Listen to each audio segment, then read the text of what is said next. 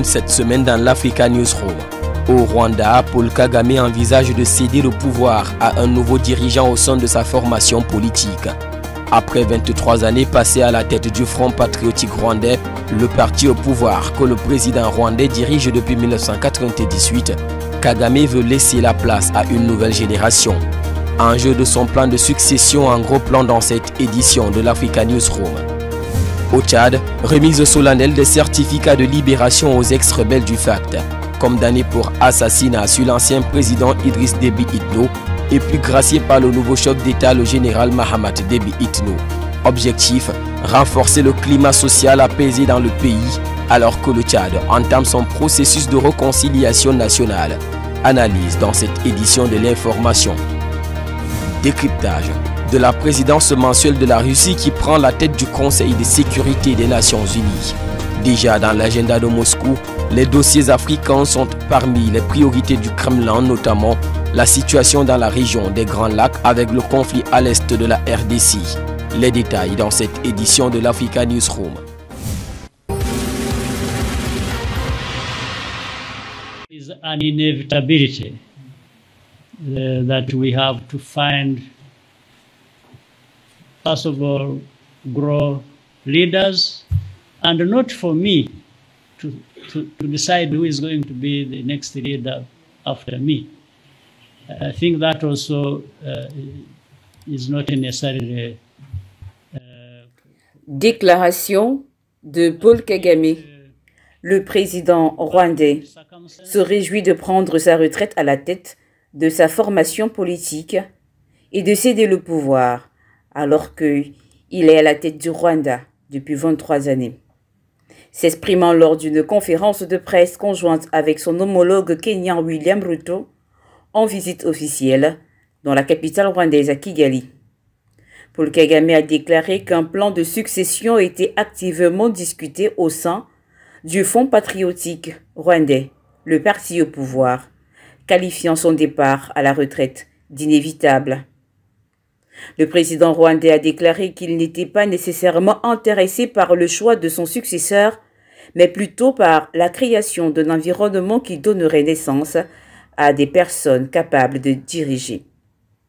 Pourtant, le week-end dernier, le FPR a à nouveau élu Paul Kagame à la tête de ce parti politique pour une nouvelle mandature de 5 années, par une écrasante majorité avec 98% des voix face à son adversaire Abdul Karim Harerimana, ambassadeur du Rwanda en Indonésie. Une élection tenue en marge de la célébration du 16e congrès du FPR le week-end dernier, au cours duquel Consoli Yuwimana a été élue vice-présidente du parti, devenant ainsi la première femme à occuper ce poste depuis la création du Front patriotique rwandais en décembre 1987. Paul Kagame dirige le parti depuis 1998 et aujourd'hui, il est prêt à déposer le poste de président. Il convient toutefois de rappeler que cette nouvelle mandature, placée pour 5 ans, pourrait donner une éventuelle possibilité au président rwandais de poser sa candidature à la prochaine élection présidentielle. Ils ne sont plus qu'une trentaine à attendre leur libération à la prison de Klessoum, à une vingtaine de kilomètres de N'Djamena. Mais pour marquer l'occasion ou clore cette séquence, le ministre tchadien de la Justice a organisé ce mercredi une petite cérémonie. Ces prisonniers font partie du contingent de 380 rebelles du FACT, récemment graciés par le chef de l'État, 4 jours seulement après leur condamnation à la prison à vie. Le ministre Mahamat Amat Alabo leur a remis un certificat de libération. En ce mois béni de Ramadan, mois de pardon et de piété, vous irez rompre le jeûne ce 13e jour du Ramadan en famille, parmi ceux qui vous sont chers et qui vous aiment. Wailonga Gelmin Kemda fait partie de cela. Dès l'après-midi, il a pu rejoindre son épouse et ses enfants. Passé par l'opposition politique, le professeur de mathématiques avait fini par rejoindre le groupe rebelle en 2020. De retour dans la maison familiale, on sent chez lui un mélange de soulagement et de détermination. J'ai sacrifié toute une famille. Ça n'a pas été si facile, mais c'est le prix à payer pour qu'il y ait la liberté, qu'il y ait la paix. Je suis un enseignant. Je devais inculquer des valeurs dans les salles de classe aux élèves. Mais pourquoi je suis allé en rébellion? C'est parce qu'il y a quelque chose qui ne marche pas. Et aujourd'hui, je suis du côté du vaincu. Et pendant 3 ans, j'ai passé tout mon temps en prison avec toutes les difficultés possibles. Mais il n'y a pas de problème. Je veux que mon pays s'engage résolument sur la voie de la paix. Le FACT, pour Front pour l'alternance et la concorde au Tchad, est l'un des plus puissants groupes rebelles dans le pays. C'est dans des affrontements avec l'armée en 2021 que le chef de l'État tchadien, le maréchal Idriss Déby Itno, avait été tué. D'où cette condamnation collective de tous les prisonniers.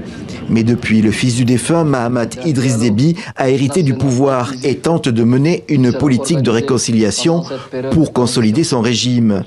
Toutefois, le chef du FACT, toujours dans la clandestinité, et 55 autres condamnés ont été exclus de la grâce présidentielle. La Russie prend la tête du Conseil de sécurité des Nations Unies. Moscou assure la présidence mensuelle et tournante du Conseil de sécurité des Nations Unies depuis le début du mois d'avril 2023.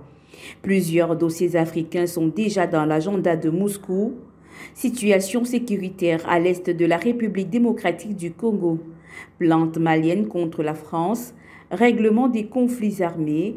Dans son agenda, la Russie a prévu de nombreuses réunions sur les dossiers africains, à en croire les sources diplomatiques introduites. Depuis le 1er avril 2023, la Russie assure la présidence du Conseil de sécurité des Nations Unies comme le souhaitent les principes de rotation de la présidence tournante. Un rôle avant tout procédural, mais qui pourrait permettre au Kremlin de dicter de façon subtile son agenda diplomatique. Une prise de fonction qui suscite inquiétude et critique chez les Occidentaux, particulièrement l'Ukraine, qui l'a qualifiée de grosse blague. Toutefois, le pays de Vladimir Poutine est déjà à l'œuvre. Certains dossiers africains semblent donc compter parmi les priorités durant ce mois d'avril 2023. Dont la situation sécuritaire dans la région des Grands Lacs, la Russie prévoit une réunion sur la mise en œuvre complète et efficace de l'accord cadre pour la paix et la sécurité à l'est de la République démocratique du Congo et une bonne coopération régionale avec les pays et gouvernements de la région signataire de l'accord. Plusieurs années que le Rwanda est accusé d'agresser la République démocratique du Congo et surtout d'armer les milices M23 dans cette partie du territoire congolais. Cette semaine, c'est l'arrivée d'un déploiement de soldats ougandais qui fait polémique.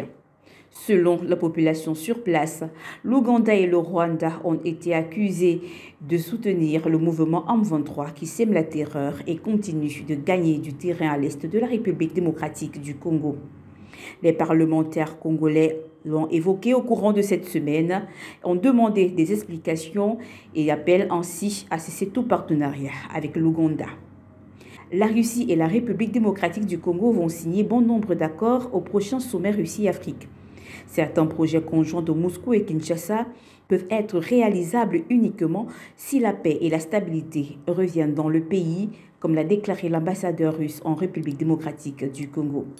Selon Alexis Sentebov, la coopération économique et les liens humanitaires Russie-RDC seront donc parmi les sujets prioritaires du prochain sommet de Saint-Pétersbourg en fin de juillet 2023. Quant au Mali, plusieurs voix se lèvent pour inviter le gouvernement de transition militaire de Bamako à saisir cette opportunité de la présidence d'un grand allié comme la Russie pour relancer sa plainte contre la France qui traîne depuis pratiquement un an. Le Mali va-t-il à nouveau remettre l'affaire sur la table du Conseil de sécurité des Nations Unies? C'est la grande interrogation à Bamako, mais également dans la sphère panafricaniste. Pour la Russie, en tout cas, en ce qui concerne les crises, seules des solutions pacifiques permettront d'assurer la cessation des hostilités et une stabilité durable.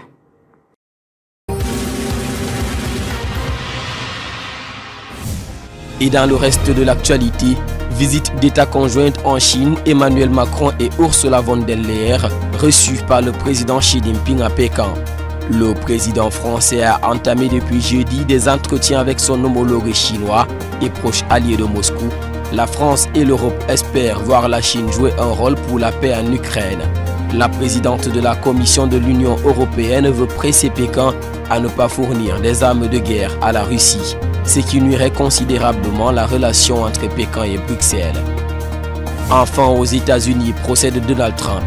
L'ex-président américain inculpé pour avoir orchestré des paiements visant à étouffer 3 affaires avant l'élection de 2016, à la star des films pour adultes Stormy Daniels. Le milliardaire et homme politique a comparu mardi dernier devant un tribunal pénal de New York. Donald Trump rejette les accusations pointant du doigt Joe Biden d'être derrière cette machination judiciaire.